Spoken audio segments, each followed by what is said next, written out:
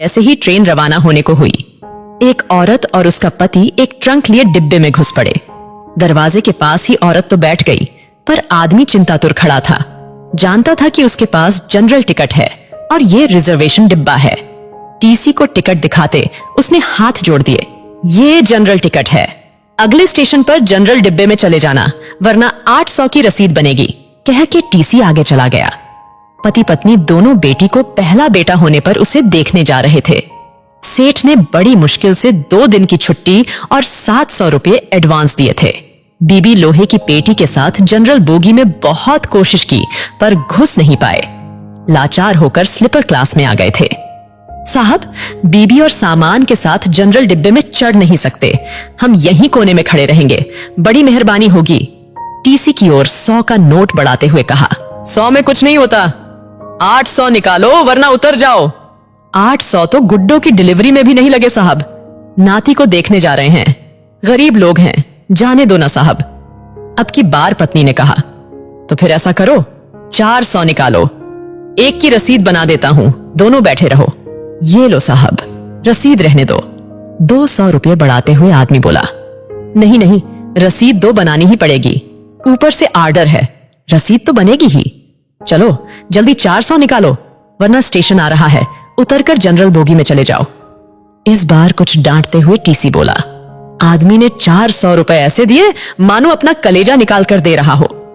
दोनों पति पत्नी उदास रुआं से ऐसे बैठे थे मानो नाती के पैदा होने पर नहीं उसके शोक में जा रहे हो। कैसे एडजस्ट करेंगे ये 400 रुपए? क्या वापसी की टिकट के लिए समद्धि से पैसे मांगना होगा? नहीं नहीं।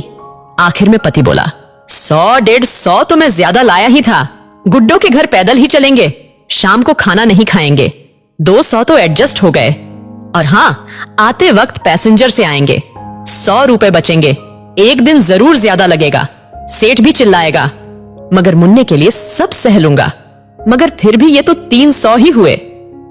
ऐसा करते हैं नाना नानी की तरफ से जो हम 100 देने वाले थे ना, अब दोनों मिलकर 100 देंगे, हम अलग थोड़े ही हैं, हो गए ना 400 एडजस्ट, पत्नी ने कहा। मगर मुन्ने में कम करना। और पति की आंख छलक पड़ी।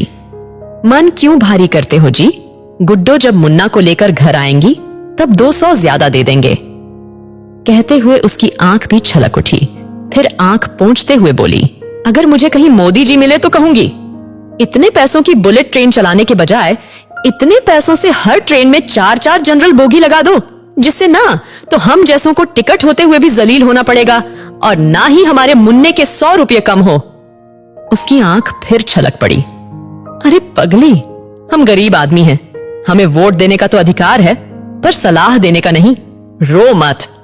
विनम्र प्रार्थना है जो भी इस कहानी को पढ़ चुका है उसे इस घटना से शायद ही इत्तेफाक हो, पर अगर ये कहानी शेयर करे, कॉपी पेस्ट करे, पर रुकने ना दे, शायद रेल मंत्रालय जनरल बोगी की भी परिस्थितियों को समझ सके।